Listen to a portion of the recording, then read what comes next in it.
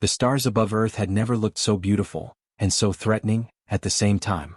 Commander Elena Reyes stood at the floor-to-ceiling observation window of the United Earth Defense Command Center, located deep beneath the Rocky Mountains in Colorado. She had her hands clasped behind her back, her dark hair pinned neatly under her uniform cap, and her brown eyes fixed on the holographic star map that floated in the center of the room. Thousands of glowing dots represented star systems, trade routes, and territorial boundaries across the known galaxy. One cluster of red dots, large, pulsing, aggressive, sat just beyond the edge of what the map labeled Terran space. Those red dots had been moving closer for 3 weeks. Commander. A young officer, Lieutenant James Cho, stepped up beside her. He was 26, sharp-eyed, the kind of young man who had grown up dreaming of space and had worked every single day of his life to earn his place in this room. We just received the latest transmission from the outer sensor array. The Dominion fleet hasn't stopped. They're still advancing. How many ships? Elena asked. Her voice was calm. That was the thing about Elena Reyes. No matter what the situation was, her voice stayed calm. Her hands might tighten. Her jaw might set. But her voice never cracked. 47 warships confirmed, James said. Possibly more hiding in the debris field near the Kuiper Belt. Our long-range sensors can't fully penetrate it. Elena exhaled slowly through her nose. 47 warships. The Galactic Dominion, a sprawling empire of 11 alien species spread across 200 star systems, had never sent 47 warships to anyone's doorstep just to say hello. This was a statement. A flex of power. A reminder to humanity that in the grand hierarchy of the galaxy, humans were new. Humans were small. Humans were supposed to stay quiet and grateful. She turned away from the window and walked to the center of the room where her senior staff was gathered around the main holographic table. There was General Marcus Webb, a broad-shouldered man in his late 50s with silver hair and 20 years of combat experience, though that combat had all been against other humans back when wars on Earth still happened. There was Dr. Priya Nair, the chief scientist of the Terran Diplomatic and Intelligence Division, a small woman with wire-rimmed glasses and a mind like a supercomputer. There was Admiral Kenji Tanaka, commanding officer of Earth's first and only deep space fleet, a man who barely slept, barely ate, and lived for the stars. And there was Secretary Diane Foster, the civilian representative of the United Earth Council, who reminded everyone in the room that decisions made here would affect 8 billion people on the planet below. Elena placed both palms flat on the holographic table and looked at each of them in turn. They sent us a message this morning, she said. I want everyone to hear it again. Together. She nodded to James, who activated the audio file. The voice that came through the speakers was deep, layered, almost musical in the way alien species communicated, translated by Earth's most advanced AI interpretation system into flat, cold English. Attention. Terran biological units. You are hereby notified that the Galactic Dominion High Council has issued Directive 7 Omega regarding your species' territorial claims. Your self-declared boundary known as Terran space is not recognized by Dominion law. You have occupied 3 mining stations in the outer reach that fall within Dominion-adjacent zones. You will vacate these stations within 72 hours, surrender your resource extraction equipment, and submit a formal petition of territorial renegotiation through proper Dominion channels. Failure to comply will result in the dispatching of regulatory enforcement vessels. This is not a negotiation. This is a notification. Comply or face consequences. The recording ended. The room was silent. General Marcus Webb was the first to speak. Regulatory enforcement vessels. He said it slowly, tasting the words like they were something bitter. That's what they're calling 47 warships. Regulatory enforcement. They don't even consider us a real government, Dr. Priya Nair said quietly. She pushed her glasses up and looked at her tablet. According to Dominion law, species that haven't achieved Class 4 civilization status don't have legally recognized territorial sovereignty. We're Class 3 technically. We've been Class 3 in their books since first contact 12 years ago. And how do you reach Class 4? Secretary Diane Foster asked. You either get sponsored by a Dominion member species, or you demonstrate military power sufficient to defend your territory independently, Priya answered. They've made both options nearly impossible for new species. Sponsorship requires a decade of diplomatic relationship building and significant economic concessions. Military demonstration gets you labeled as aggressive and triggers a suppression response. It's a trap, Admiral Kenji Tanaka said flatly. He was leaning against the wall with his arms crossed, his dark eyes fixed on the holographic map. It's been a trap from the beginning. They let us develop just enough to be useful, as a mining colony, as a labor resource, as a market for their trade goods, and now that we're starting to push into systems they want, they're reminding us of our place. Elena listened to all of them. She had heard these arguments before, in previous briefings, in late-night conversations over cold coffee. She had thought about this moment, this exact moment, for years. Not because she had wanted it to come, but because she had always known it would. She stood up straight. "We're not vacating the mining stations," she said. The room went very still. Secretary Foster cleared her throat. "Commander Reyes, I want to make sure I heard you correctly. You're recommending we refuse a direct order from the Galactic Dominion High Council." "I'm recommending we respond to their notification," Elena said. "With a notification of our own." She looked at Priya. "Draft a formal response. I'll give you the language. But the core of it is this: Earth does not recognize Dominion authority over Terran space. Our mining stations are legally established under United Earth Council Charter. And any Dominion vessel that crosses into our designated boundary without explicit invitation from the United Earth Council will be considered in violation of Terran space sovereignty." She paused. Then she said the words that would echo across the galaxy. "Furthermore, effective immediately, the Galactic Dominion and all of its member species, vessels and representatives are hereby declared persona non grata within all Terran space. Every Dominion trade agreement is suspended. Every Dominion diplomatic access is revoked. Every Dominion vessel currently within our boundary has 48 hours to exit peacefully." General Webb's eyebrows rose slowly. "You're banning them." "I'm banning them," Elena said. "Elena." Admiral Tanaka pushed off the wall and walked toward her. His voice dropped low, not because he was afraid of being heard, but because what he was about to say deserved weight. "If we do this, if we send this message, there's no taking it back. They will respond with force. You know that." "Yes," Elena said. "I know that. Our fleet is 63 ships. Their enforcement group alone is 47. "I know that too." "Then you know we can't fight them head-on." Elena looked at him. For a moment, just a moment, something shifted behind her eyes. Not fear. Something older than fear. Something that looked almost like grief. Like the grief of a person who has already decided to walk into the fire and is just taking one last breath of cool air before doing it. "I'm not planning to fight them head-on," she said. "I'm planning to make them understand something they've never had to understand before." She picked up her own tablet and pulled up a file she had been building quietly, privately for 8 months. "I'm planning to make them understand what humans do when we're cornered." She set the tablet down on the table so everyone could see. The file was labeled, Operation Caro. "Caro," James Cho read aloud. "What does that mean?" Elena almost smiled. "It means we begin." The message was transmitted at 0600 hours the following morning. It went out on every frequency the Dominion used. It was translated into all 11 Dominion languages simultaneously. It was signed by Elena Reyes, Commander of United Earth Defense, and countersigned by Secretary Diane Foster on behalf of the United Earth Council, which meant it was not a military statement. It was a governmental declaration. Earth had just banned the most powerful empire in the known galaxy from its space. By 0700, the Dominion fleet had stopped moving. By 0800, the first response arrived, not from the fleet, but from the High Council itself, 400 light-hours away, transmitted via their quantum relay network at a speed that made Earth's communications look like smoke signals. The response was 3 words. "You will regret this."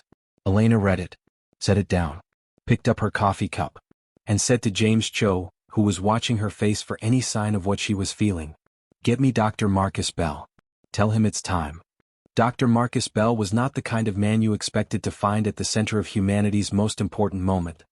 He was 53 years old, slightly overweight, with thick brown hair that was going gray at the temples and a beard that he kept meaning to trim but never quite got around to. He wore the same kind of clothes every day, dark pants, a simple button-down shirt, comfortable shoes, and he had a habit of talking with his hands when he was excited, which was most of the time. He had grown up in a small town in Ohio, the son of a high school physics teacher and a nurse. He had won his first science fair at age 9 with a project about electromagnetic fields. He had a doctorate in quantum mechanics and 2 more in theoretical astrophysics. He had published 47 papers, most of which only about 200 people in the world could fully understand. He had been married once to a woman named Sarah, who had left him not because she stopped loving him but because, as she told him gently on the day she packed her bags, he was already married, to his work. He did not argue with her. He knew she was right. Dr. Bell had been recruited by the United Earth Defense Science Division 6 years ago, and he had spent every one of those 6 years in a facility so classified that it didn't appear on any government map. The facility was located 4 kilometers beneath the surface of the Canadian Shield, accessed by a single elevator that required 3 separate biometric confirmations to operate. Inside this facility, Bell and a team of 41 scientists from 12 different countries had been doing something that the Galactic Dominion, with all their advanced technology and centuries of accumulated knowledge, did not believe humans were capable of. They had been building something entirely new. Not a weapon. Not exactly. Something more fundamental than a weapon. When Elena Reyes arrived at the facility, traveling by a sealed transport that moved through a tunnel system the Dominion didn't know existed, Dr. Bell was already waiting for her in the main laboratory. He was standing beside a device that looked, at first glance, like nothing more than a large metal ring about 6 meters in diameter, mounted vertically on a reinforced platform, surrounded by a forest of cables, cooling units, and monitoring equipment. It hummed softly. The air around it smelled faintly of ozone. "Commander Reyes," Bell said, shaking her hand with both of his. His eyes were bright. He was grinning. "You're right on time. We ran the 3rd full power test this morning. It held for 11 seconds. 11 seconds, Elena said, studying the ring. Last month it was 3. Last month we didn't have the frequency stabilizers calibrated properly, Bell said, already moving toward the device with the enthusiastic energy of a man who genuinely could not wait to show you what he'd been working on. Come. Let me show you what we've got." Elena followed him. Behind her, her security detail, 2 quiet, watchful soldiers named Corporal Ana Santos and Sergeant Ray Hoffman, stayed at the edge of the lab, hands folded, eyes scanning the room out of professional habit, even though the only people here were scientists with clearance high enough to make most government officials nervous. Bell led her to a monitor station beside the ring and pulled up a cascade of data. "What you're looking at," he said, "is what we've been calling a boundary field. Or more technically, a gravitationally anchored quantum exclusion zone. But boundary field is easier to say at 3 in the morning." He pointed at a schematic on the screen. "The principle is this. Every piece of matter has a quantum signature. Ships, bodies, asteroids, everything.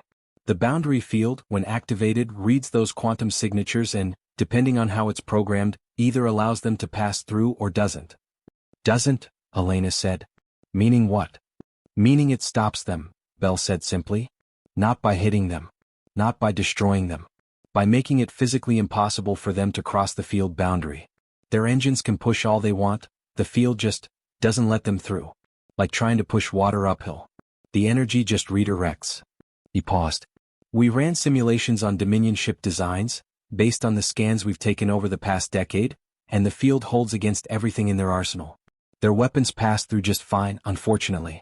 But their ships themselves? Can't cross it." Elena stared at the ring for a long moment.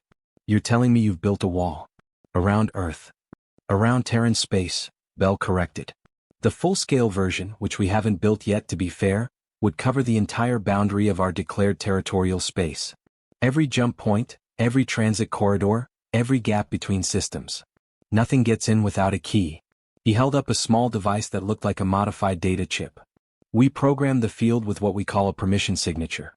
Ships that have it, our ships, allied ships, civilian vessels we approve, can pass through freely. Ships that don't have it hit the wall." "And the Dominion ships?" Bell smiled. Not with cruelty. With the quiet satisfaction of a man who had spent 6 years working toward something and had finally gotten there. "Their quantum signatures are not in our permission database," he said. "They cannot enter Terran space. Not unless we let them." Elena stood quietly for a moment. She thought about 47 warships sitting beyond the Kuiper Belt. She thought about the 3 words the High Council had sent. "You will regret this." She thought about 8 billion people on the planet below this mountain, going about their days, eating breakfast, taking their children to school, arguing about small things and loving each other in the quiet ways that people do, none of them knowing how close the darkness was. "How long to build the full-scale version?" she asked. "With full resource priority?" Bell scratched his beard. 4 months. "We have maybe 3 weeks before the Dominion decides to stop waiting," Elena said.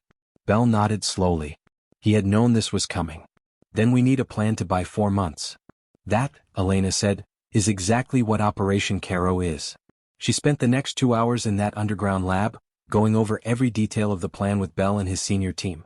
When she finally left, traveling back up through the elevator and into the cold Canadian air and then into her transport, she sat alone in the back of the vehicle for a long time, watching the dark forest scroll past the window. She thought about her father, who had been a teacher, who had taught history at a high school in New Mexico for 30 years, who had a habit of ending every class with the same question: what would you have done differently? He asked it about every historical event, every crisis, every war. He believed the most important thing a person could learn was not what happened, but what the people involved should have done instead. She wondered what her father would think of what she was about to do. She thought he would probably be terrified and proud. At the same time, in the same breath, the way parents often are. Her communicator buzzed. It was James Cho. Commander, the Dominion fleet has changed course. They're moving again. She closed her eyes for just a moment. How long until they reach our boundary? At their current speed? 18 days. She opened her eyes. Tell General Webb to activate Phase 1, she said. And tell Admiral Tanaka to position the fleet. Not aggressively. I want them visible but not threatening. Let the Dominion see exactly what we have. Yes, Commander. And the Dominion ambassadors currently on Earth. There are 3 of them stationed at the Geneva consulate. What do we do with them? Elena thought about this. The 3 Dominion ambassadors. She had met them. Ambassador Velkan of the Serati species, tall, silver-skinned, with compound eyes that reflected light like mirrors. Ambassador Driss of the Halvari, small, quick, with a translator implant that hummed faintly when she spoke. And Grand Liaison Orismen of the Crethean species, the most senior of the 3, ancient by human standards, who had seen empires rise and fall across 3 centuries. Invite them to a meeting, she said. Not a negotiation. A briefing. I want them to hear exactly what we're doing and why. Give them the full picture. That could give them intelligence about our capabilities. It will, Elena agreed. That's the point. I want them to understand that we are serious. That this is not a bluff. That we have something real. She paused. And I want them to take that information back to the High Council and make them think. She leaned back in her seat. HFY, she said quietly. A phrase she had picked up from an old Earth story, one of the human languages she had studied in her early career. It meant, from now on everything changes. She meant it. The meeting room in the Geneva Diplomatic Center was a beautiful space. High ceilings, natural light through tall windows, a long oval table of polished wood, and a view of Lake Geneva that in better times would have made the setting feel almost romantic. But these were not better times. The morning mist sat low over the water, and the sky above was the gray of old lead, and the 3 Dominion ambassadors who sat across the table from Elena Reyes and her team did not look at the view at all. Ambassador Velkan sat with his long silver-fingered hands flat on the table. His compound eyes moved in the way they always did, a constant, subtle shifting of the thousands of tiny lenses that made up his visual field, taking in everything at once. He wore the formal garb of the Serati Diplomatic Corps, a deep blue robe with silver thread woven through it in patterns that corresponded to his rank and family line. He had been stationed on Earth for 4 years. He spoke English perfectly without a translator. He had, in Elena's experience, always been the most reasonable of the 3, the most willing to actually listen. Ambassador Driss sat to his left. She was physically small, barely 1.5 meters tall, but she carried herself with the energetic intensity of someone who had never once felt small in her life. Her translator implant hummed at the base of her throat.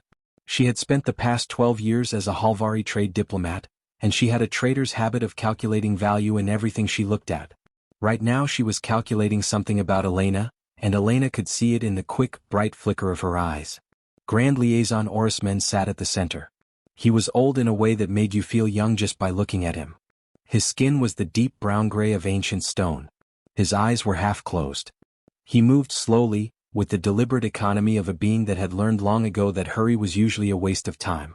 He had met 17 world leaders in his career, negotiated 43 treaties, and outlasted 4 Dominion High Councils. When he spoke, which was rarely, everyone in the room listened regardless of species. Elena sat across from them with General Webb to her left, Dr. Priya Nair to her right, and Admiral Tanaka at the far end of the table. Secretary Foster was present via holographic link from the Earth Council chambers in New York. There were no pleasantries. Elena had decided that. They were past pleasantries. Thank you for coming, she said. I'll be direct. Velkan inclined his head slightly. We appreciate directness, Commander Reyes. You've received our declaration, Elena said. The ban on Dominion access to Terran space. the suspension of trade agreements, the revocation of diplomatic access, which, I want to be clear, applies to all future representatives. The three of you are being treated as a special case because you were already here, and because I believe this conversation is necessary. She folded her hands on the table. I want you to understand that this is not an emotional reaction. This is not a threat made in anger. This is a considered, deliberate, legally constituted act of sovereignty by the United Earth government. We are not bluffing. We are not posturing. And we are not afraid. Ambassador Driss's translator hummed. Commander Reyes. With respect, your species has 63 warships. The Dominion regulatory fleet approaching your space has 47, and that is a fraction of Dominion military capacity. What is it, exactly, that you believe gives you the standing to make these declarations? Elena looked at her for a moment. Then she said, Priya? Show them. Dr. Nair activated a holographic display above the center of the table. What appeared was a schematic, simplified enough to show the concept without revealing the specific technical details. The boundary field. The ring. The principle of quantum exclusion. She explained it in general terms. Not everything. Enough. When she finished, the room was quiet. Velkon's compound eyes shifted rapidly. The closest his species came to a visible reaction of surprise.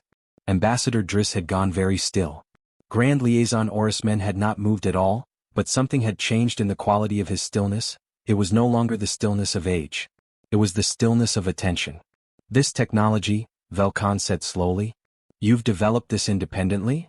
Yes, Elena said. Without Dominion assistance. Without Dominion anything, Elena said. In fact, partly because of the Dominion. You've had a policy for as long as we've been in contact with you, of restricting the technology transfer available to Class 3 species. You've kept us on a diet of exactly what you wanted us to have, enough to be useful, not enough to be independent. So we built our own. She let that sit for a moment. We are very good at building things when we need to. Orisman spoke for the first time. His voice was low, unhurried, like the sound of a stone settling in deep water. How long until this field is operational at full scale? Elena met his ancient eyes. He was the only one she had told to the month. Sooner than your fleet arrives. It was a calculated answer. True enough to be convincing. Vague enough to protect the real timeline. The High Council will not accept this, Ambassador Driss said. Her voice had changed. The traitor's calculation was gone. What was underneath it was something simpler and colder. They will see this as a declaration of war. It is not a declaration of war, Elena said clearly. It is a declaration of sovereignty. There is a difference. We are not attacking anyone. We are not invading anyone's space. We are simply closing our door. She looked at all three of them. You would do the same. Any of your species would do the same. If someone showed up at your border with 47 warships and told you to give up your mining stations and file paperwork to have your own territory recognized, you would not accept it. And you know you wouldn't. Silence. Then, slowly, something extraordinary happened. Grand Liaison Orisman, ancient, measured, representative of an empire that had not been surprised by anything in decades, leaned forward slightly in his chair. And he said, Commander Reyes, I would like to ask you something, and I ask it not as a Dominion representative, but as an individual who has observed many species at many crossroads. Elena nodded. Ask. What is it that you actually want? The question landed in the room like a stone in still water, and the ripples of it spread outward in the silence. Elena thought about her answer. Not because she didn't know it, she had known it for years, but because she wanted to say it right. She wanted it to be heard correctly, not just by these three ambassadors, but by the High Council when they reviewed the recording of this meeting. And they would review it. She was certain of that. We want what every species that has ever looked up at the stars has wanted, she said. The right to exist on our own terms. The right to grow at our own pace. The right to make our own agreements with whoever we choose, on terms we negotiate ourselves, not terms handed down from a council that doesn't include us. We want a place in the galaxy that is ours. Not because you gave it to us. Not because you approved of it. Because we built it and we will defend it and it is ours. She paused. We want to be treated as equals. And if you won't treat us as equals, then we want to be left alone. The room was very quiet. Orisman looked at her for a long moment. Then he sat back. And he said nothing more. But something in his ancient eyes, something Elena could not quite name, something that might have been, in a being that had lived 3 centuries and seen everything, the closest thing to respect, shifted. The meeting ended an hour later. The 3 ambassadors were escorted back to their consulate, which had now been officially notified that their diplomatic status was suspended pending the Dominion's response to Earth's declaration. They would be treated with courtesy, given everything they needed for comfort, and allowed to communicate with their government through monitored channels. But they would not be leaving Earth until the situation was resolved. After they were gone, Elena stood at the window of the meeting room, looking out at Lake Geneva. General Webb stood beside her. "Do you think it worked?" he asked. "I think Orismen will write a full report of this meeting that the High Council will take seriously," Elena said. "Whether that buys us time or accelerates their response, I don't know yet." She watched a boat move slowly across the gray water below. "But I know we needed them to see us. Really see us. Not as a statistic in their records. Not as a Class 3 species that hasn't filed the right paperwork. As people who mean what they say." Webb was quiet for a moment. Then, "My grandfather was in the military. Army. He used to say that the most dangerous soldier is not the one with the biggest weapon. It's the one who has decided he's not going home." Elena looked at him. "Your grandfather was a wise man." "He was," Webb said. "He also used to say that the second most dangerous soldier is the one standing next to the first one." He almost smiled. "We've got 63 ships, Commander. Every one of those crews has decided they're not going home. That's something." Elena nodded slowly. "It's everything," she said. Admiral Kenji Tanaka had been aboard a starship for the first time when he was 22 years old, fresh out of the Naval Academy, assigned as a junior navigation officer on the U.S. Endeavour, Earth's third deep space vessel, a boxy, utilitarian ship that smelled of recycled air and burnt coffee and the particular kind of determination that you only find in people who have chosen to spend their lives very far from home. He had loved it immediately and completely. Not the danger, he was not a reckless man. Not the glory, he had never been comfortable with attention. He loved the work, the precision of it. The way every system on a ship connected to every other system, the way a well-run vessel was a kind of living thing, every crew member a part of its body, every decision rippling outward through the whole. He loved the stars themselves, the raw, impersonal, overwhelming beauty of deep space, which had a way of putting every human problem into a perspective that was either comforting or terrifying, depending on the day. Now, standing on the bridge of the U.S. Aegis, Earth's newest and most advanced warship, commissioned 8 months ago and still smelling faintly of new construction, Tanaka watched the deployment of humanity's full deep space fleet on the tactical display in front of him and felt something complicated moving through his chest. 63 ships. They spread out across the inner boundary of Terran space in a formation that Elena had designed personally, not a battle line, not a wall, but a presence. A statement in 3 dimensions. The ships were positioned to be visible to Dominion sensors but clearly within Terran space. Not advancing. Not posturing aggressively. Simply existing. Simply being there. 63 ships, every crew at full readiness, every system powered up, every captain following a set of rules of engagement that Tanaka had spent 3 days writing and rewriting until they were exactly right. Rule 1. Earth ships do not fire first. Under any circumstances. Period. Rule 2. Earth ships respond to any act of aggression with proportional, targeted response. Not escalation. Not retreat. Proportional. Rule 3. All communications with Dominion vessels are to be logged, recorded, and transmitted in real time to Defense Command. Nothing said in space happens privately. Rule 4. Every captain has the authority to make decisions to protect their crew. Every captain also has the responsibility to make those decisions in a way that does not start a war. Rule 5. We are not here to fight. We are here to be seen. Captain Daniel Cross of the U.S. Pioneer, a big red-haired man from Texas who had been Tanaka's first choice for the formation center position, had read the rules of engagement 3 times and then come Tanaka to say, "Admiral, I just want to make sure I understand Rule 1 correctly. No matter what they do, we don't shoot first." "Correct," Tanaka had told him. Pause. Then, "And if they shoot first? Then Rule 2 applies." Another pause. "And Rule 2 is proportional response." "Yes." "Admiral, what's proportional to a Dominion railgun strike?" Tanaka had thought about this. "A railgun strike," he said. Cross had been quiet for a moment. Then, "Copy that." And then, in a voice that was surprisingly thoughtful for a man who described himself as a simple Texas boy, "You know, sir, I think the key thing here is that they're not going to shoot first. Because they know that if they do, every species in the galaxy is going to see 63 human ships sit there and take the first hit and fire back without escalating, and that's going to tell a story about us that the Dominion really doesn't want told." Tanaka had felt something warm and quiet settle in his chest when Cross said that. Because the man was absolutely right. That was exactly the calculation. If the Dominion fired first and Earth responded proportionally, not with rage, not with a war cry, but with calm, measured, precise force, the narrative of this entire confrontation would shift. Every species watching would see something they hadn't expected from humanity. Restraint. Clarity.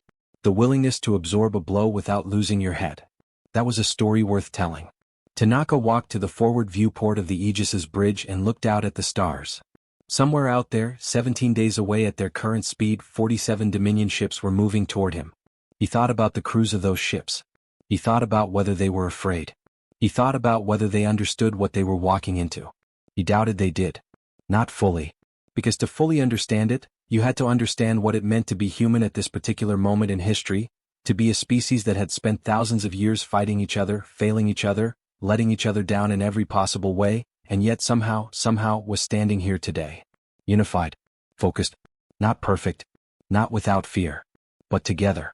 A HFY Tanaka thought.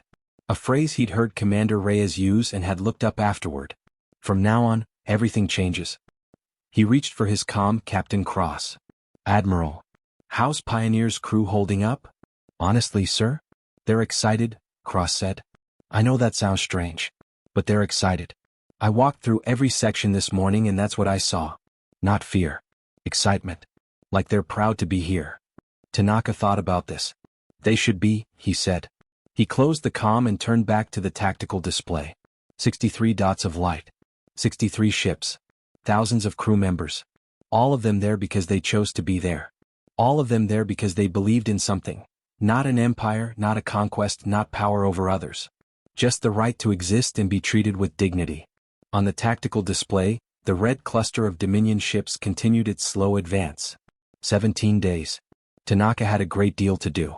He started doing it. Deep beneath the Canadian shield, Dr. Marcus Bell did not sleep that night. He had not slept properly in 4 days. He was running on coffee, the particular kind of terror that comes from caring intensely about whether something you've built actually works, and the company of his senior team, 41 scientists from 12 countries, all of whom were in the same state he was. The third full-power test had held for 11 seconds. The fourth test, run at midnight while most of the world slept, held for 19 seconds. Bell had stood in the lab and watched the field boundary shimmer at the edge of the test ring, a faint, beautiful, barely visible distortion in the air, like a heat haze, like the edge of a dream, and felt something he hadn't felt in years. Hope. Real, physical hope, the kind that sits in your sternum and makes your hands shake. 19 seconds, said Dr. Yuki Tanaka, no relation to the Admiral, who was Bell's deputy and arguably the smartest person in the room on most days. She was looking at the readouts with an expression of fierce concentration, her long dark hair pulled back, her lab coat covered in handwritten notes that she kept forgetting to transfer to her tablet. At this rate of improvement, we should be able to sustain the field indefinitely within 2 weeks. We need it in 3, Bell said. I know, Yuki said. So we need to go faster. She looked at the ring. The problem is the power draw. At full scale, covering the entire Terran space boundary, we're going to need a power source that doesn't exist yet. Bell nodded slowly. This was the thing he had been turning over in his mind for months. The field worked. The physics worked. But powering a field large enough to cover Terran space, thousands of light hours of boundary, every jump point, every corridor, required an amount of energy that made Earth's entire current power generation capacity look like a flashlight. Tell me where you are on the 0-point solution, he said. Yuki pulled up a new display. 0-point energy extraction, pulling usable power from the quantum fluctuations of space itself, was a technology that the Dominion had supposedly mastered 3 centuries ago. Earth had been working on it for 11 years and had achieved, up to this point, exactly 7% efficiency. Not enough. Not nearly enough. We're at 9% now, Yuki said. Bell stared at the readout. You got from 7 to 9% since last week? 8.5 technically. But yes. She almost smiled. We had a breakthrough on the resonance coupling. If we can get to 15%, the math works. We have enough power for the full field. How long to get from 9 to 15? Depends on whether the next adjustment works. And if it does? Yuki looked at him. 10 days, she said quietly. Bell exhaled very slowly. 10 days to get to 15% efficiency. 2 weeks to sustain the field. 3 weeks total to have a working boundary field around Terran space. The Dominion fleet would arrive in 17 days. It was going to be very, very close. He picked up his coffee cup, found it empty, set it down again. He looked at his team, scattered around the lab, some of them running calculations, some adjusting equipment. One young woman named Dr. Fatima Al-Hassan who had fallen asleep at her workstation and whom Bell had quietly covered with his own jacket an hour ago because she had been awake for 36 hours straight and she was too important to let get sick. These people, he thought. These extraordinary, brilliant, stubbornly determined people. Caro, he said to Yuki. The word that Commander Reyes had used. We begin. Yuki looked at him. What? It means we go, Bell said. He set down his empty coffee cup. Get me Dr. Al-Hassan when she wakes up. And somebody please make more coffee. We're not stopping until this works. The High Council of the Galactic Dominion met in a chamber that had stood for 600 years on the Dominion capital world of Kethvara. The chamber was circular, with walls carved from a black stone that absorbed light in a way that made the room feel like it existed slightly outside of ordinary space. 11 seats arranged in an arc, one for each member species. At the center of the arc, a single elevated platform where the speaking members stood to address the council. Grand Liaison Orismen stood on that platform now.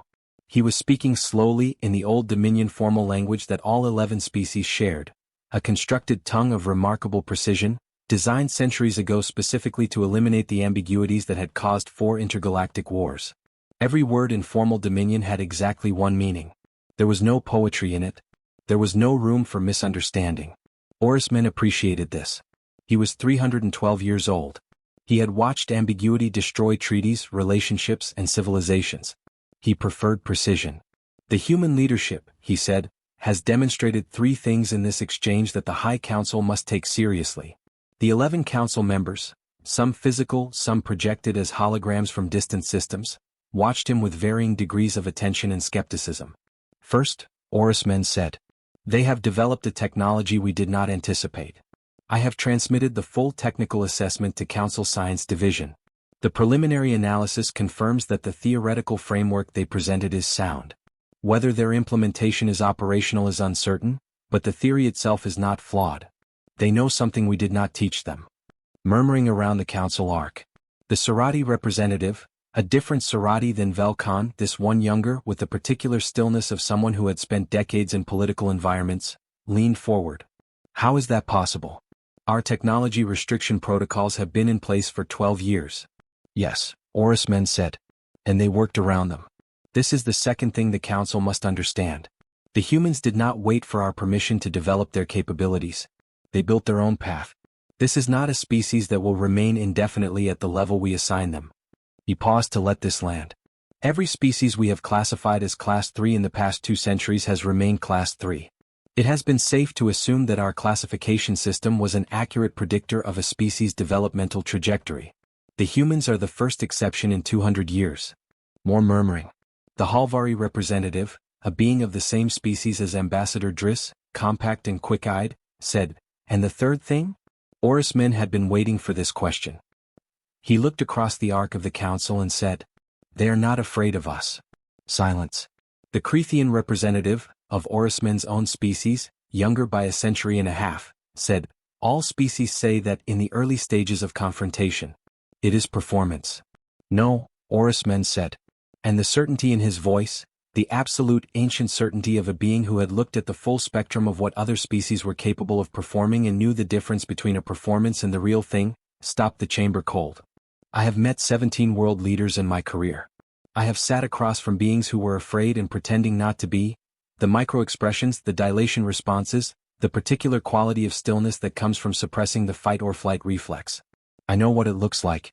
Commander Reyes does not have it. Admiral Tanaka's fleet is positioned in open space in full sensor range, not moving, not retreating, fully powered. This is not the behavior of a species performing bravery. This is a species that has genuinely, at the level of its decision-making core, decided not to be afraid of what we will do.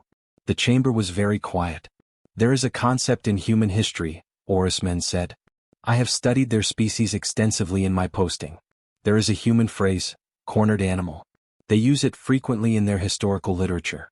A cornered animal, in their understanding, is the most dangerous kind, because it has nothing to lose. When you leave something no retreat, when you close every option except fight, You have not made it weaker. You have made it willing to do things a creature with options would never do. He looked around the arc. We have, by our policy toward this species over the past 12 years, cornered them. We restricted their development.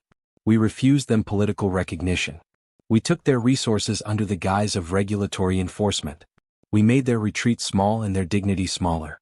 And now they are standing at the edge of that corner and telling us we cannot enter their space. He paused. I do not think we should test what they will do if we cross that boundary.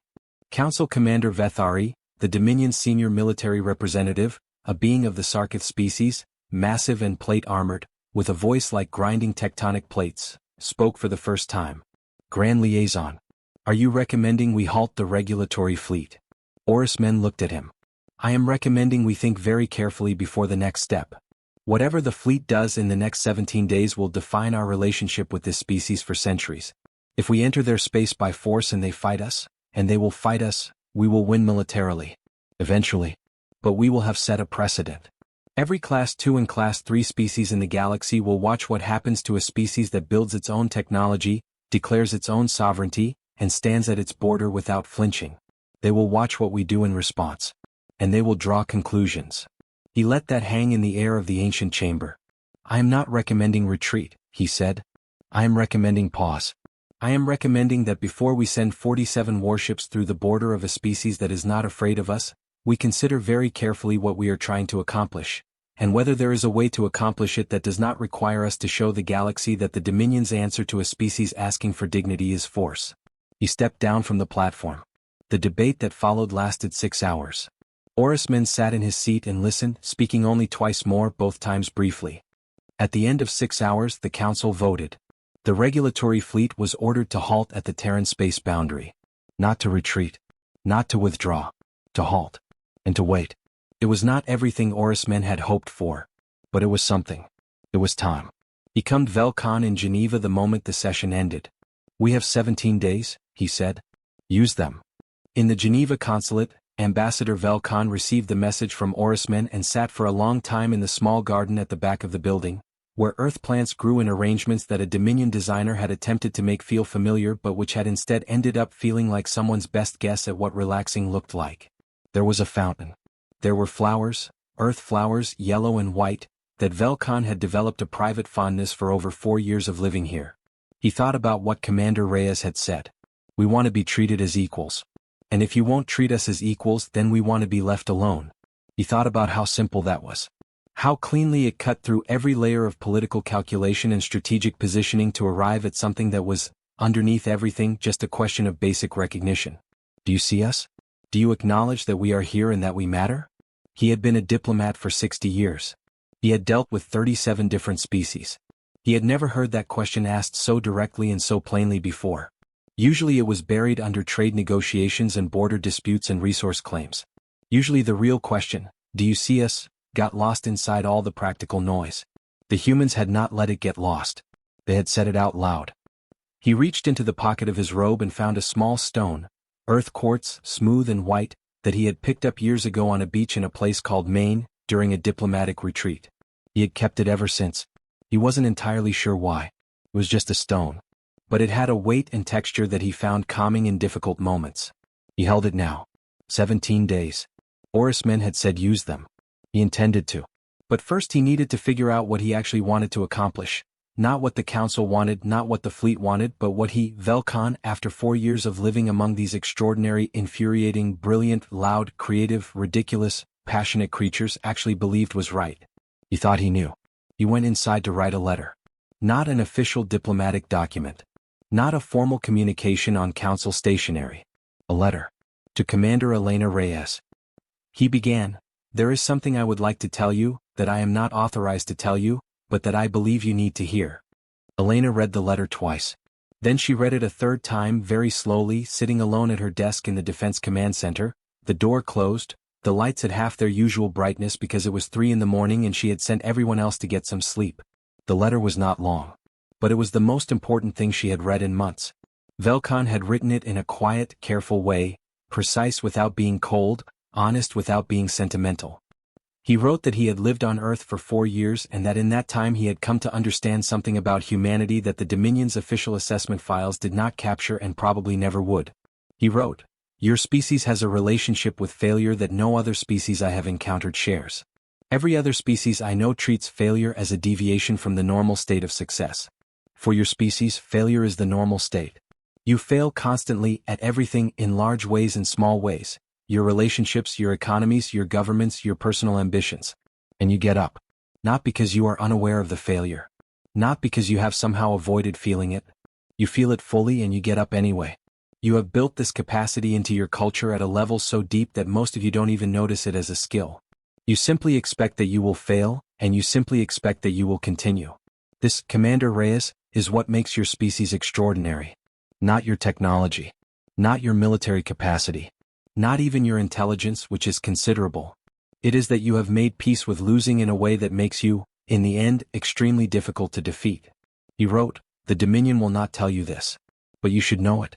You should know that what you are doing right now, standing at your border without retreating, building your technology without permission, saying your truth without softening it, these are not the actions of a species that is overreaching. These are the actions of a species that has finally reached the moment it has always been building toward. The rest of the galaxy should not be afraid of you. But they should pay attention." He wrote, "I cannot promise you what the fleet will do. I cannot promise you that the Council will choose wisdom over habit. But I can tell you that Orismen is the most influential voice on that council, and he left our meeting in Geneva with something he did not have before. I believe he will use it. I believe you have more time than you think." He signed it simply, Velkan. Elena sat with the letter for a long time after she finished reading. She thought about what he'd written, about failure, about getting up. She thought about her own life, the specific contours of it. Her father, the history teacher. Her mother, who had died when Elena was 11, quickly, from an illness that moved so fast there had been no time to say everything that needed saying. Elena had learned early that time was not a given and that the things you needed to say should be said now, clearly, without waiting. She thought about her own failures. The mission 5 years ago that she had commanded, an early deep space survey that had gone wrong, that had cost 3 crew members their lives, that had ended with Elena sitting in a room very much like this one, writing a report that she would spend years wondering if she should have written differently. She had not left the service. She had not retreated into guilt. She had spent a year going over every decision she had made, understanding each one, accepting the one she couldn't change, changing the ones she could. And then she had gotten up. Velkan was right. She knew he was right.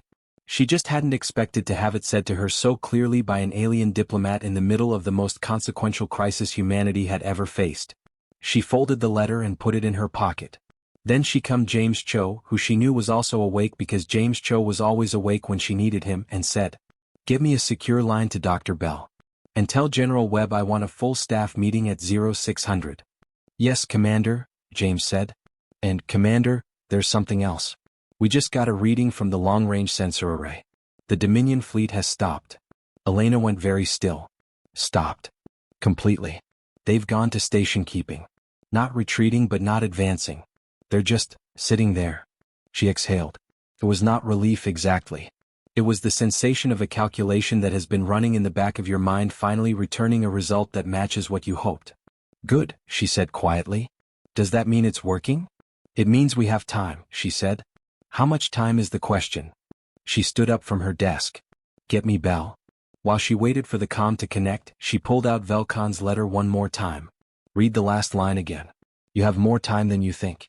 She put it back in her pocket. The letter would stay there, close to her, for the next 12 days. Dr. Bell answered the comm on the second ring, which told Elena he was awake and had been expecting her call. "Commander," he said. His voice was hoarse but alert. "You've heard about the fleet?" "Just now." "How does this change our timeline?" "If they're stationary we have breathing room," Bell said. "I've been going over the numbers with Yuki. We ran another power test an hour ago.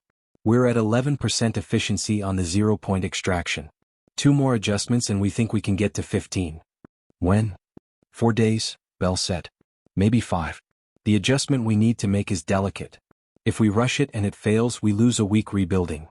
"Then don't rush it," Elena said. "Do it right." "Yes, Commander." Pause.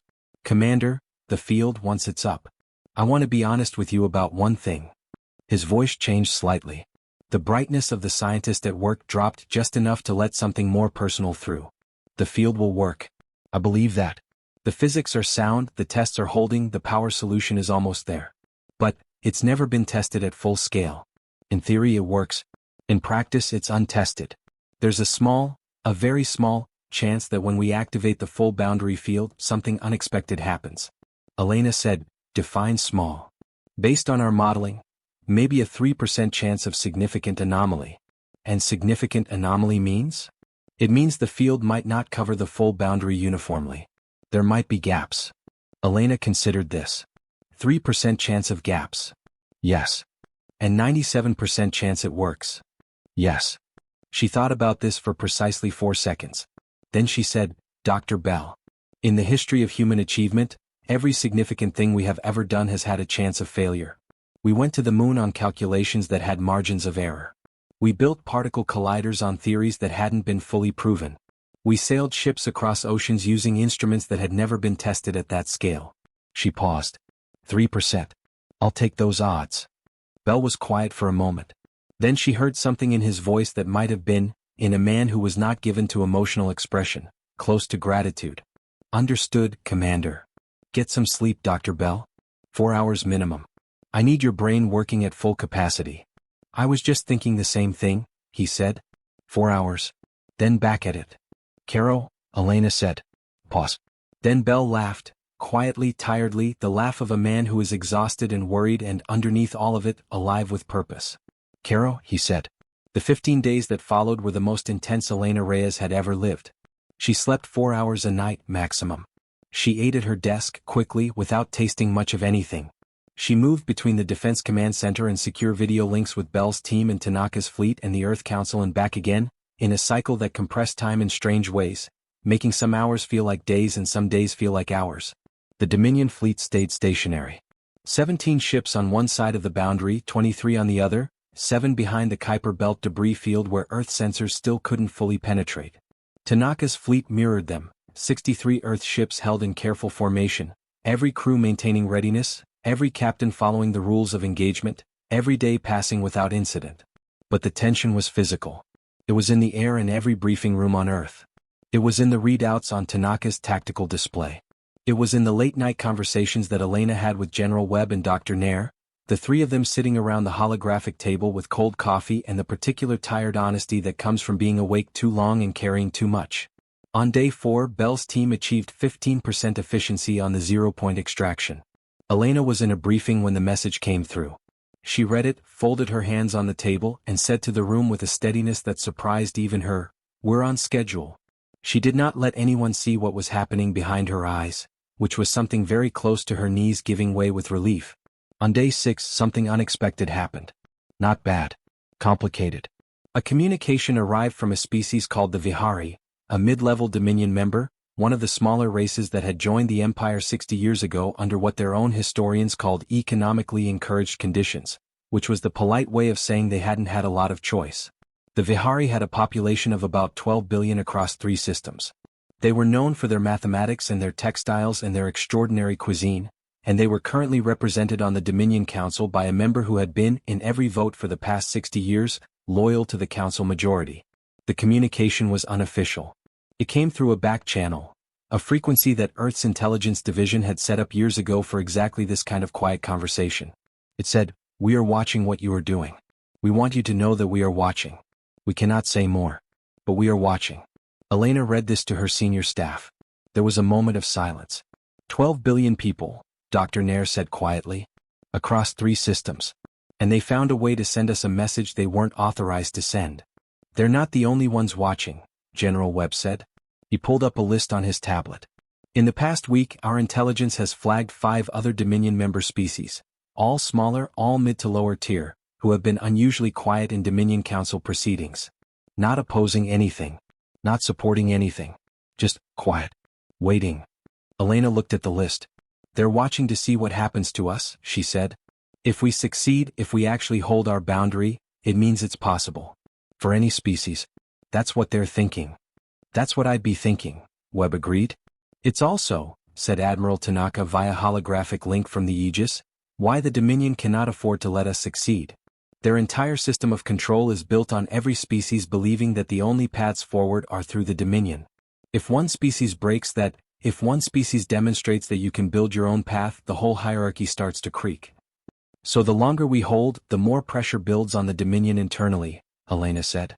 Yes, Tanaka said. Which means we don't just need the field to work.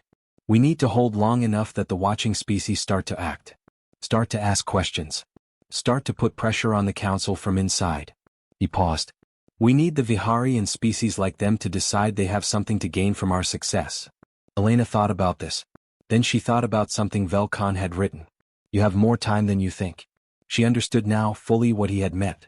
The time was not just the 17 days she had originally been counting. The time was the slow internal shift happening inside the Dominion itself. A shift that every day they held their position was making larger and more irreversible. Keep the fleet steady, she told Tanaka. No changes. No provocations. But, start doing something new. What? Open channel broadcasts, she said. From the ships. Not military communications. Personal broadcasts. Music. Stories. Art. She saw the slight widening of Tanaka's eyes and pressed forward before he could question it. I want every species watching this situation to see what we are. Not just what we can do, what we are. I want them to hear our music and see our faces and know that this is who is standing at their borders saying we deserve to exist. She paused. Let them know us. Tanaka stared at her for a long moment. That's unusual, he said. Yes, Elena agreed. Another pause. Then a slow, almost invisible smile crossed Tanaka's face, the smallest smile but one that reached his eyes completely. Music from 63 ships, he said. Broadcasting into open space. Every language, Elena said. Every culture. Everything we are. Let the galaxy hear it. Tanaka nodded. Karo, he said. The broadcast started the next morning. From the UES Pioneer, Captain Daniel Cross broadcast a recording of his daughter, 7 years old, living with her mother in Houston, singing a song she had written herself about a dog named Biscuit who could fly. The recording had been sent to Cross 3 months ago and he had listened to it at least 100 times since then.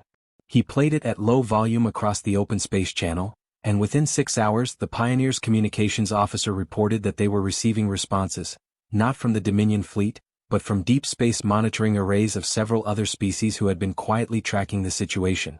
From the UES Meridian, a crew from 8 different countries put together an impromptu concert in the ship's mess hall, guitar, drums, a kind of singing that humans had done for thousands of years in the particular late-night way that happens when people are far from home and close to each other in the way that only shared danger can create. It lasted 2 hours. The recording went out into space and kept going long after the concert was done. From the UES Far Reach, Lieutenant Maya Okonkwo, 24 from Lagos, the youngest officer on any ship in the fleet, recorded a spoken-word piece that she had written herself in the 3 weeks since the crisis began. It was about her mother. About her city. About the sky at night over Lagos and how she had looked at it as a child and wondered what was out there. It was 11 minutes long. It was very good. Within 24 hours it had been received by monitoring stations of 7 different species. Tanaka watched all of it from the bridge of the Aegis and he thought, this is the thing that no military calculation ever captures. The part of being human that isn't about force. The part that is just life. The insistence on being alive. On day 11, Dr. Bell came to Elena with a voice that was trying very hard to stay calm and not entirely succeeding. We're ready to run the full-scale integration test, he said. The 0-point units are calibrated. The field generators, all 47 of them distributed across the boundary anchor points, are in position. If the integration test works, we go live with the full boundary field within 24 hours. Elena was standing in the command center when she received the call, surrounded by her team. She held the comm to her ear. Her hand was steady. Her voice was steady. Run the test, she said. She closed the comm and looked at the people around her, James Cho, General Webb, Dr. Nair, Secretary Foster, and said as calmly as she could manage, it's time. We'll know in a few hours. The integration test ran for 4 hours. Elena sat in the command center the entire time, receiving reports every 15 minutes from Bell's team as each of the 47 boundary anchor points came online one by one, each one linking to the next in the quantum network, each one contributing to the total field. The reports were dry, technical, full of numbers that Elena understood well enough to follow but not well enough to find comforting. She watched the faces of Dr. Nair and the other scientists on her team for the real information, for the subtle signs of whether the numbers meant what they were supposed to mean. At 2:17 in the morning, on the 14th day since the Dominion fleet had gone stationary, Dr. Bell's face appeared on her screen. He looked like a man who had just run a very long race and discovered that he had won. "Integration test successful," he said. "All 47 anchor points confirmed stable and in communication with each other. Field coverage," he paused, looking at something off-screen, then looked back at her. 98.7% of the designated Terran space boundary. There are 3 small gaps, all in the outer reach beyond the Kuiper belt. We knew those might be a problem. The geometry out there is tricky. We can close them, but it'll take another 3 days. "Can ships pass through those gaps?" Elena asked. "Dominion ships couldn't navigate those gaps without detailed knowledge of their exact location," Bell said. "We'd be the only ones who know where they are. The gaps are technically exploitable, but practically no, they'd never find them in time." "Close them anyway," Elena said. "But not tonight." "Tonight?" She took a breath. "We turn it on." Bell looked at her. "Commander, we should probably do a full system review before." "Bell," Elena said. "Turn it on." Pause. He looked at her for a long moment. Then he nodded. "Activating boundary field," he said to his team. He looked back at the camera. "Here we go." What happened next was, in a physical sense, invisible. The boundary field generated no light. It produced no sound. It did not look like anything from the outside. It was not a wall you could see or a line you could point to. It was a change in the fundamental physical properties of a region of space so vast that no single human mind could actually comprehend its size. It was a whisper in the quantum substrate of spacetime, spread across thousands of light-hours of boundary, saying, "This space is claimed. Nothing enters without permission." In the command center, the change appeared on a single display, a status bar that had been labeled Boundary Field Status and had shown inactive for the past 8 months. The bar changed. Text appeared. Boundary Field, active. Coverage, 98.7%. Power draw, stable. Estimated maintenance required, 72 hours. Elena stared at it for a long time. General Webb cleared his throat. He was a military man. He was not, under normal circumstances, the kind of man who showed emotion in professional settings. But his voice when he spoke was rough in a way that was not just tiredness. "It's up," he said. "It's up," Elena confirmed. James Cho had a tablet in his hands that was updating in real time with data from the sensor arrays positioned along the Terran space boundary.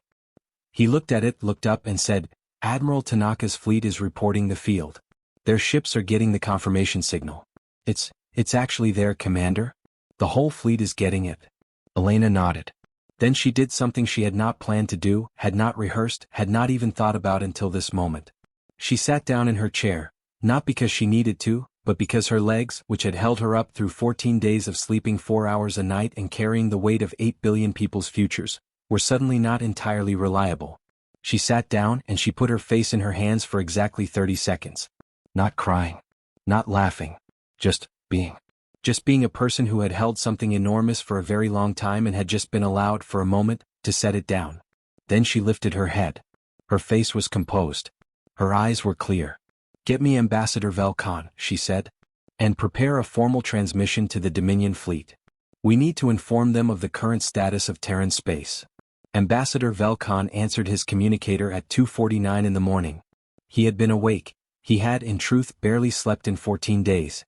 He received Elena's message not on a screen but as an audio file, because Elena's voice, she had decided, was what this message needed. "Ambassador Velkan, I am informing you as a courtesy that the United Earth boundary field is now operational across 98.7% of the Terran space boundary. Dominion vessel signatures are currently excluded from the permission database. Any Dominion ship that attempts to cross the Terran space boundary will find passage physically impossible. I want you to convey this information to Grand Liaison Oris Men and to the High Council. We are not declaring this in triumph. We are not declaring this as a threat. We are declaring it as a fact. The same way you might inform a neighbor that you have installed a fence. The fence is not aggression. It is a boundary. It is ours. We are still open to conversation. We are still open to a new framework for our relationship with the Dominion, one built on genuine equality, not conditional permission. We believe such a framework serves both of our interests. But it must be a conversation between equals. And now, for the first time, we have the foundation to have it that way. This is Commander Elena Reyes of the United Earth Defense Command. On behalf of the United Earth Council and the people of Earth. HFY. Velcon listened to the recording all the way to the end.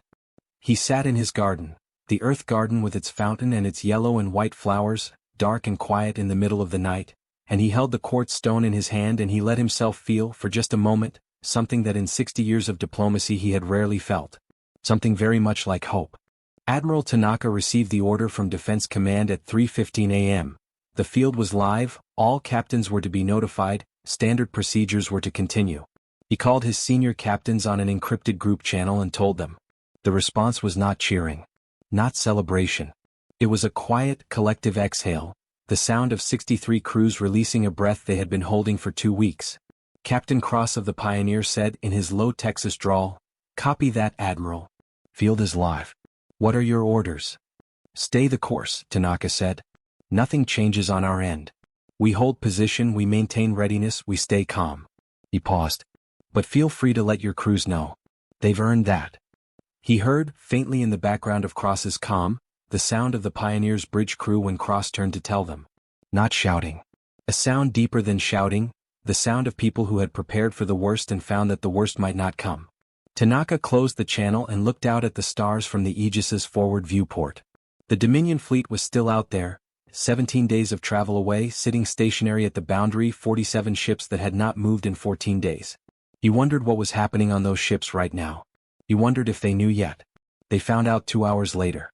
At 5:22 a.m., the Dominion fleet began to move. Not toward Earth. The entire formation shifted slightly, and then, one ship, the lead vessel, a massive Dominion enforcement cruiser class, moved toward the boundary of Terran space. Tanaka was on the bridge instantly. Report. Dominion lead vessel advancing, his tactical officer, Lieutenant Commander Sarah Kim, said. Her voice was completely steady. Single ship.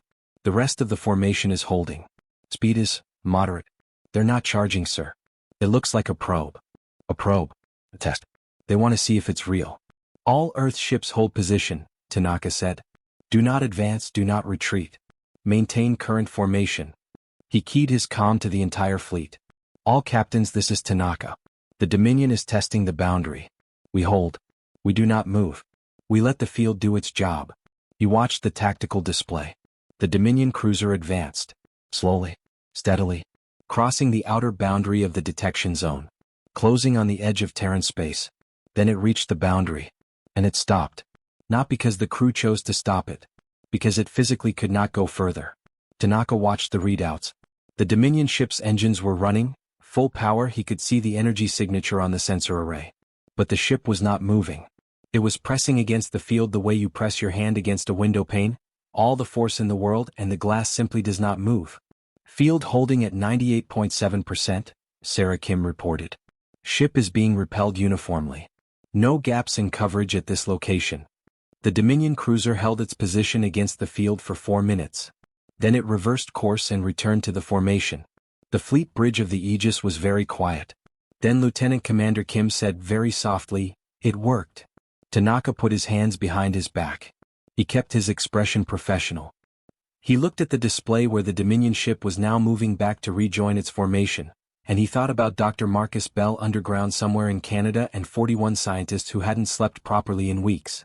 He thought about the 47 boundary anchor points spread across thousands of light hours of space, each one humming with the power of zero-point extraction, each one whispering this space is claimed into the quantum fabric of reality.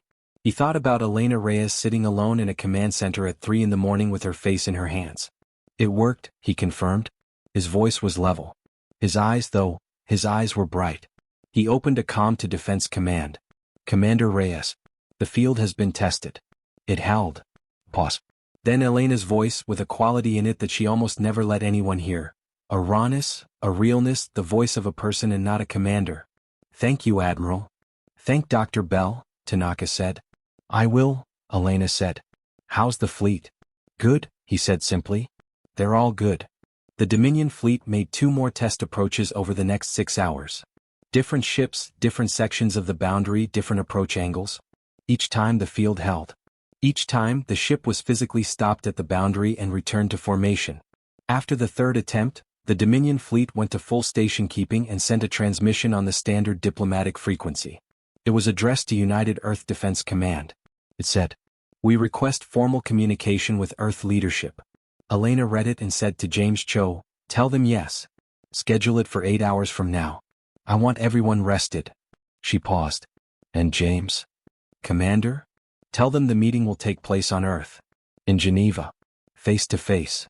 She thought for a moment. "They'll have to ask us for permission to cross the boundary." James Cho looked at her. A slow, understanding smile crossed his face. "Yes, Commander." For the first time in 15 days, Elena Reyes allowed herself a small, quiet smile in return. Part 10. The Meeting That Changed History. The Dominion delegation arrived at the Geneva Diplomatic Center on a gray Tuesday morning, traveling in a single shuttle. One shuttle, specifically requested rather than required, because the message of a single shuttle rather than a warship was one Elena had been counting on them to understand, and they had. The shuttle had been granted a permission signature and had crossed the boundary field without incident. Inside were 5 beings: Ambassador Velcon, Grand Liaison Orismen, who had made the journey from Kethvara in what Elena understood was the fastest transit he had taken in 30 years, and 3 council representatives from 3 different member species. One of them was a Vihari. The species that had sent Earth the quiet unofficial message, "We are watching." Elena met them at the entrance to the center. She had debated, with General Webb and Secretary Foster, what posture this meeting should have. Formal or informal? Military presence or civilian? Power display or restrained?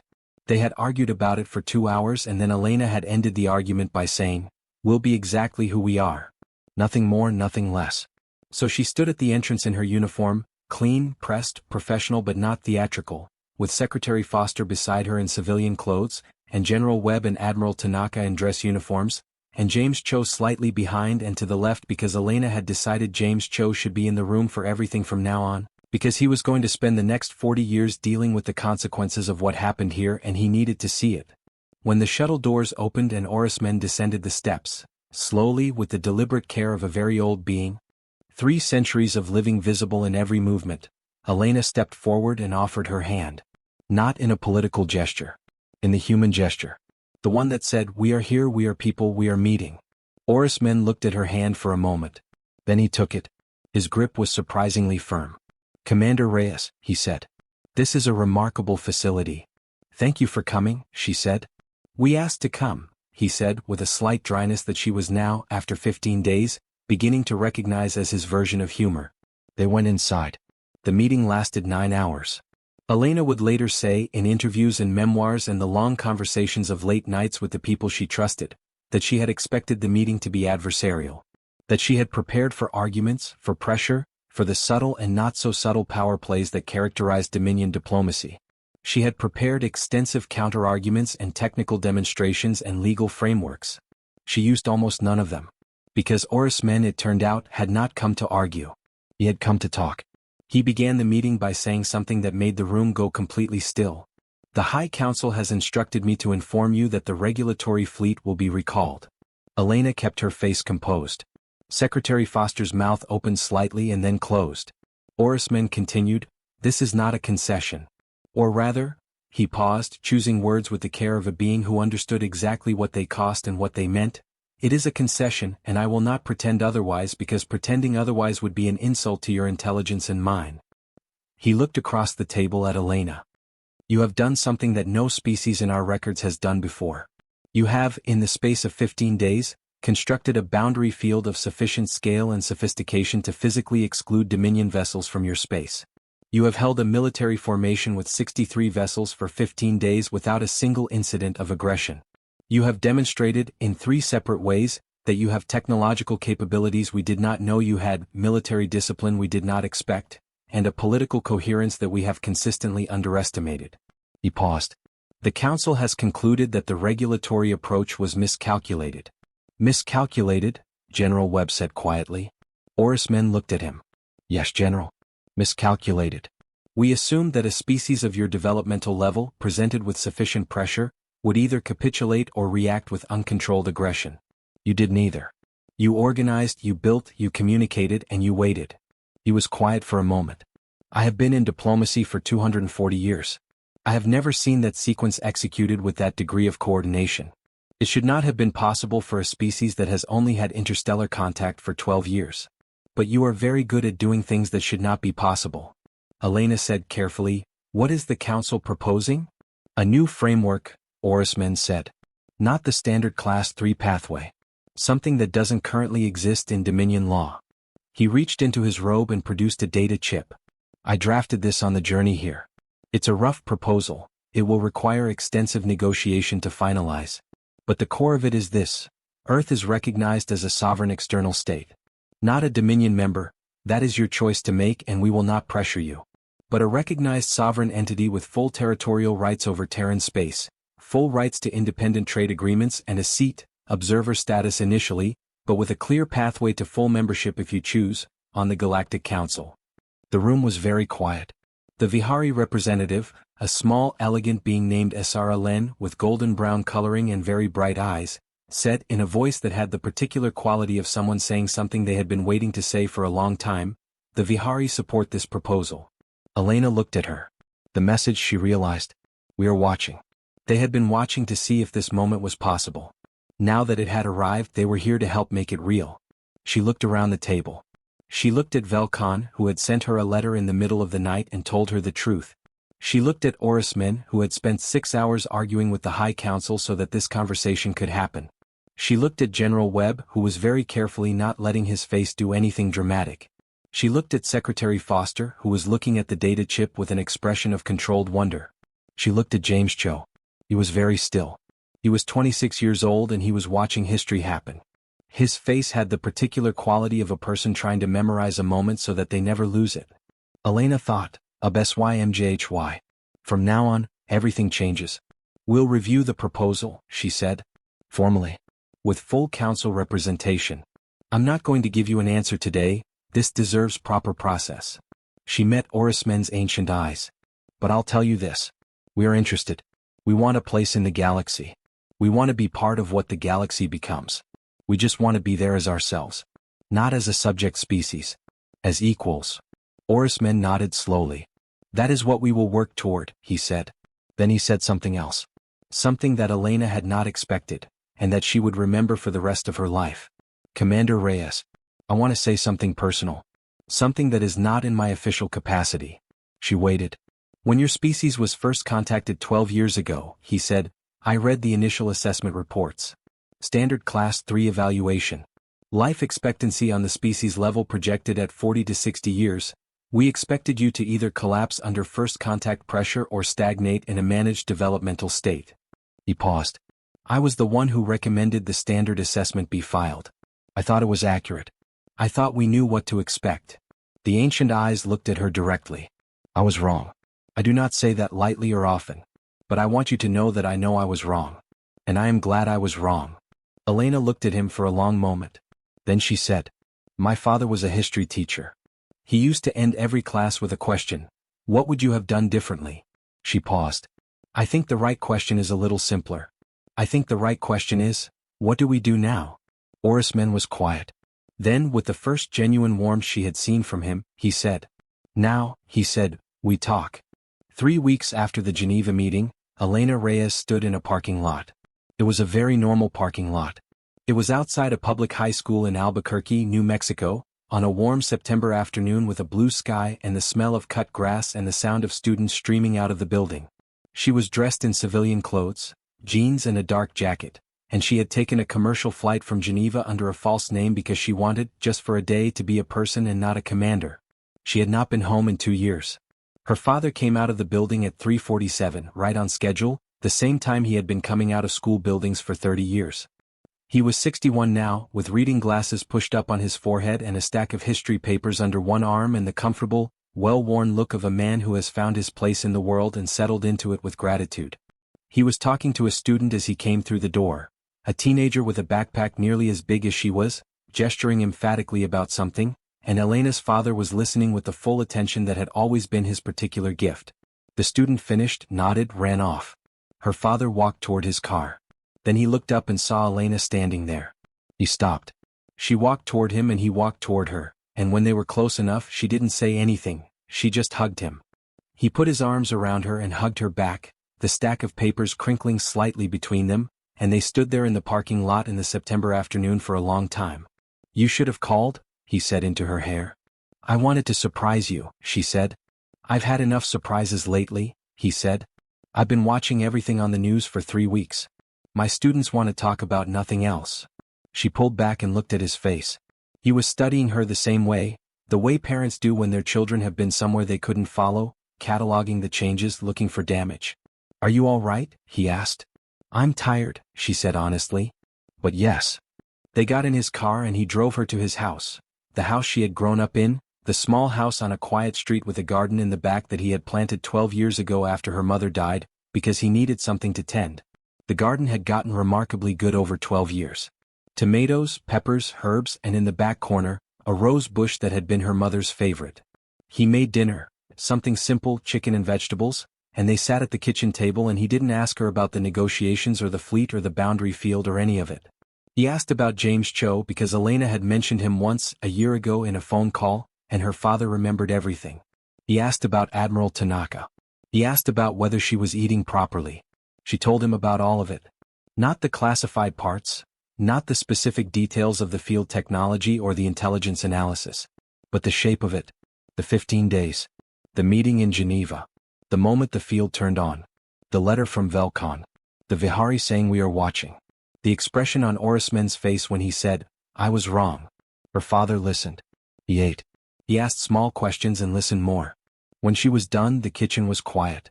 Night had come while they were talking, and through the window, Elena could see the garden in the dark and the rose bush her mother had loved, and above it all the sky with its stars.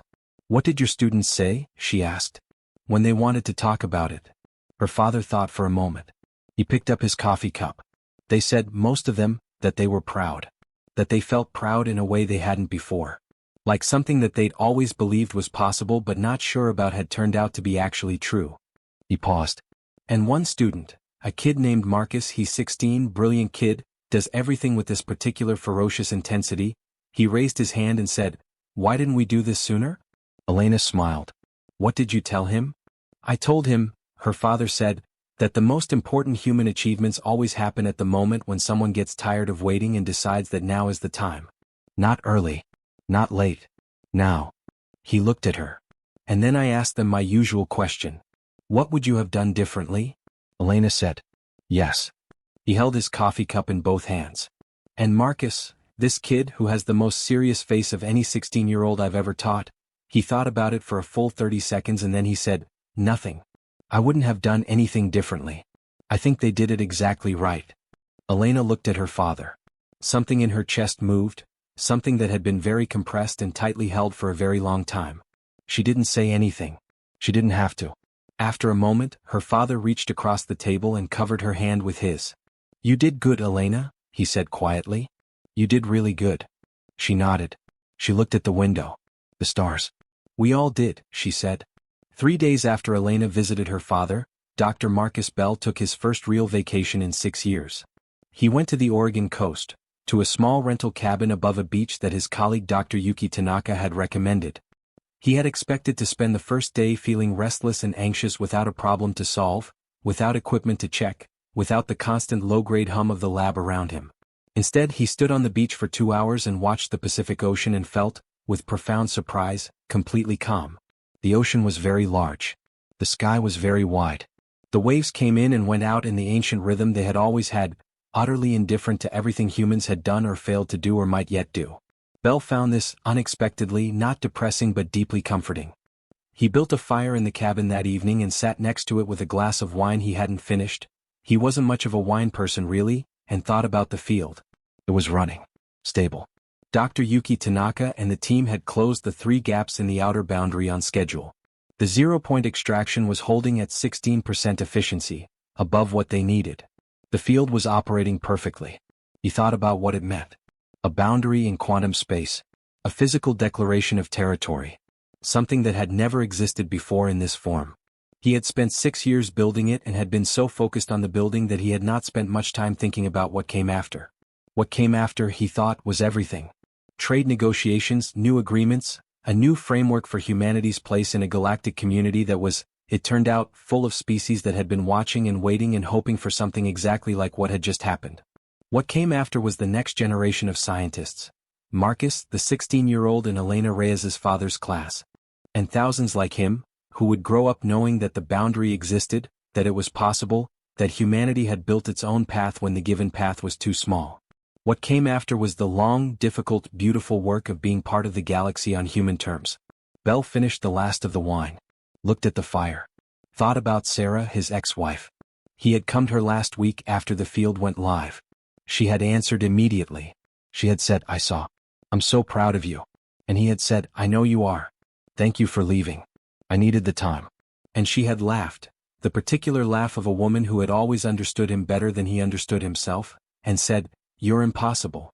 And he had said, "Yes, but I build good things." And she had said, "The best." He put down the wine glass and picked up his notebook, the old-fashioned paper kind which he always carried, and opened it to a blank page. At the top of the page he wrote, "Next problem." He thought for a moment. Then he began to write. In the 3 weeks after the Geneva meeting, Admiral Tanaka began the process of standing down the fleet from full battle readiness. Not immediately. Not all at once. Methodically, carefully, the way he did everything.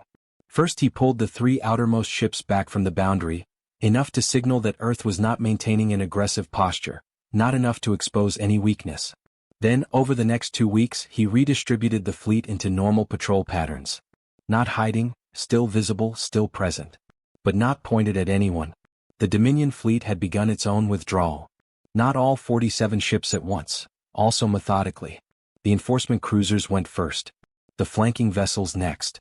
By the end of the 3rd week, the original fleet was gone from the boundary area, replaced by 2 standard Dominion observation vessels that sat at a respectful distance and made no approaches. Observation. Not enforcement. The difference was everything. Tanaka sat in his cabin on the Aegis and wrote letters. Not official reports, those he dealt with efficiently, in the professional shorthand of 20 years of command. These were different letters. He wrote to the families of every crew member on his fleet, every captain, every officer, every crew person who had spent 15 days in deep space not knowing if they would need to fight. He thanked each of them by name as specifically as he could for what they had done. He told them what he had seen from the bridge of the Aegis. He told them that their children, or their parents or their partners, had been extraordinary. He wrote 63 letters to 63 ship families. It took him 4 days. He didn't think it was enough. But it was what he could do. Captain Daniel Cross cummed him when the last of the Dominion fleet had gone. "Admiral," Cross said. "We're standing down." "We're standing down," Tanaka confirmed. "My daughter come me this morning," Cross said. "She sang me another song. This one about a cat who can swim." Pause. "I think it was better than the dog one." Tanaka felt something in his chest. The particular warmth of hearing about someone's small, specific life and recognizing it as exactly what all of this had been for. Not empire. Not conquest. The right of a 7-year-old in Houston to grow up and write songs about imaginary animals and have her father hear them. "Tell her she should keep writing songs," he said. "Already did," Cross said. "She said she's going to write one about the fleet. She says she'll call it," a slight smile in Cross's voice, "The Ships That Said No." Tanaka was quiet for a moment. Then, "That's a good title." "Yes, sir," Cross agreed. "It really is." 5 years later. Elena Reyes was late for a meeting, a rare thing because she was almost never late for anything. She was hurrying down a corridor in the new United Earth Council building in Geneva, a building that had been expanded and redesigned in the years since the confrontation, now housing not just Earth's governing council but the offices of 7 different species who had established permanent diplomatic missions on Earth. The hallways were different now. Larger, with ceiling heights adjusted to accommodate the range of physical forms that passed through them. Signs in 5 languages. The faint, overlapping sense of different species going about their days. She was late because she had stopped, on the way to her meeting, to watch something through a corridor window. In the courtyard below, a group of Earth students, teenagers maybe 15 or 16 on some kind of school visit, were talking with a Vihari diplomat named Sarah, who had been stationed here for 2 years and who Elena knew slightly, enough to know she was brilliant and had a gift for explanation. Sarah was showing the students something on a holographic display, a map it looked like. The students were pressing forward, all talking at once, the way students do when something has genuinely caught their interest. Sarah was laughing, not a human laugh but the Vihari equivalent, a bright sound like struck crystal. Elena watched them for a long minute. Then she went to her meeting. The meeting was a regular session of what was now called the Terran Participation Forum, the formal structure through which Earth engaged with the broader galactic community. It had started as observer status as the proposal from Orismen had outlined, and over 5 years had grown into something more complex and alive than anyone, Elena included, had entirely predicted. Earth had negotiated trade agreements with 7 species independently, 3 of which were Dominion members. Earth scientists had contributed to joint research projects that had produced 4 significant discoveries in the past 18 months. Humans had traveled to 4 different species worlds as official exchange representatives. The Dominion itself had changed. Not radically, 600 years of institutional inertia did not change in 5 years. But the cracks in the old hierarchy that had appeared when Earth stood at its boundary had not sealed themselves. The Vihari had formalized their independent diplomatic contacts with Earth. 2 other lower-tier species had quietly renegotiated their relationship with the Council. Grand Liaison Orismen had authored, before his retirement 18 months ago, a comprehensive proposal for reforming the class system. A proposal that was still being debated, still contested, but that existed and could not be made to not exist. The galaxy was not a better place in 5 years. It was the same complicated, political, imperfect place it had always been. But it was a different place. Some change had happened that was real and solid and could not be undone. Elena sat at the head of the table and began the meeting. Around her were the people she had come to know in 5 years of this work. James Cho, now 31 and Earth's lead negotiator, with a directness and clarity in his work that she was deeply proud of. Dr. Priya Nair, who now led the Department of Galactic Science Cooperation and was publishing research that was being read on 11 worlds. General Webb, who had retired 2 years ago but came to important meetings anyway because, as he put it, old habits. Ambassador Velkan, who had returned to Earth after his own political maneuvering secured him a new posting here, permanent this time, which Elena suspected was not entirely accidental. And a new face. Marcus Reyes Santos, an 18-year-old intern who had won a competitive placement in the Forum's youth program and who had, Elena had discovered on reviewing his application, been a student in her father's history class 2 years ago. He had written in his application, "I want to understand what comes next." Elena had approved his application personally. Marcus sat at the far end of the table with his tablet and his serious 16, now 18-year-old face and the particular ferocious intensity that her father had described, and he paid attention to everything. The meeting covered 3 agenda items: an update on the joint asteroid mining agreement with the Sarati, a scheduling question about Earth's first official visit to a Vihari world, and a preliminary discussion of a proposal from 2 Dominion member species to establish a joint research station at a neutral point between Dominion and Terran space. It was productive, complicated, detailed work, the kind of work that looks nothing like the dramatic moments that make history and is, in fact, how history actually gets made. At the end of the meeting, as people were gathering their things, Marcus Reyes Santos raised his hand. Elena looked at him. "Yes. I have a question," he said. "If that's okay. Ask." He thought for a moment, that 30-second thinking pause exactly as her father had described. "When the field went live," he said. "When you knew it worked, what were you thinking?" The room had gone quiet. The other people around the table, seasoned diplomats, military officers, scientists, had paused in what they were doing. Because it was a good question. The right question. The kind of question a young person asks when they want to understand not just what happened but what it felt like from the inside. Elena sat back in her chair. She thought about 2:17 in the morning in the command center. The status bar changing. General Webb's rough voice saying it's up. James Cho reading the sensor data. And herself, sitting down, putting her face in her hands, being a person for 30 seconds. "I was thinking," she said slowly, "about all the people who had gotten us there. Not just the past 15 days. All of it. Every scientist who published a paper and every engineer who built a component and every soldier who chose to serve and every teacher who gave a student a reason to care." She paused. "I was thinking about my mother. She died when I was 11. I don't know why I thought about her in that moment. She never had anything to do with space or science or any of this. But I thought about her." She was quiet for a moment. "I think I was thinking, look at what we did. Look at what we can do." The room was very still. Then Marcus Reyes Santos nodded slowly. With the solemnity of someone hearing an answer that matched something they had already half believed but needed to hear confirmed. "Okay," he said. "Thank you." Elena smiled. "You're welcome." She stood. "Okay everyone.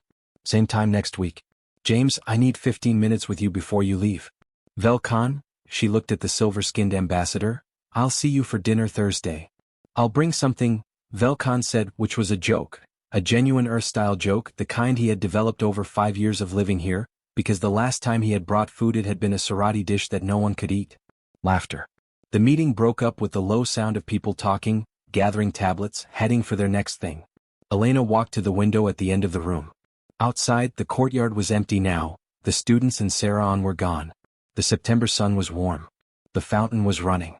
She could see, through a gap in the buildings, a sliver of Lake Geneva and above it the sky, blue and wide and ordinary. The same sky she had looked at as a child. The same sky every human had looked at for all of human history, wondering what was up there. Now they knew. And the knowing had not made it smaller. It had made it larger. Larger in the way that things get when you find out they're real instead of just possible. The universe was full of life, full of minds, full of civilizations both ancient and new, full of the same complicated mix of wisdom and foolishness and ambition and fear that humans had always thought was maybe just a human thing. It wasn't. It was a life thing. A consciousness thing. The universal texture of existing in a world that is sometimes hard and sometimes beautiful and always, in the end, worth the effort. She thought about her father's question. What would you have done differently? She thought about it honestly, the way she always had. And she arrived at the same answer she always arrived at. Not nothing, because there had been mistakes, miscalculations, moments she would carry differently if she could. But the shape of it, the direction of it, the fundamental decision to stand at the border and say this is ours, we belong here, we are not afraid, that she would not change. HFY. From now on, everything changes. She stood at the window for a moment longer. Then she turned back to the room where James was waiting for her with his tablet and his questions and the next thing that needed doing. There was always a next thing. She was grateful for it. On the day the Terran Participation Forum celebrated its 5th anniversary, Grand Liaison Orismen, retired by then, living on his homeworld of Kethvara, still writing, still thinking, sent a message to Commander Elena Reyes. It said, "I told you that you had more time than you thought. I was right about that. What I did not anticipate was how well you would use it. My species has a concept. I will translate it as best I can. For a moment when the universe demonstrates that it is, despite all evidence to the contrary, fundamentally generous. When something that should not work, works. When something that was not expected, arrives. You are that concept, Commander Reyes. Earth is that concept. I am, in my old age, glad I lived to see it. Orismen." Elena read the message in her office at 6 in the morning before anyone else arrived. She read it twice. Then she folded it carefully, the way she had folded Velkon's letter years ago, and put it in her pocket. And she went to work. Globe showing Europe, Africa, the end.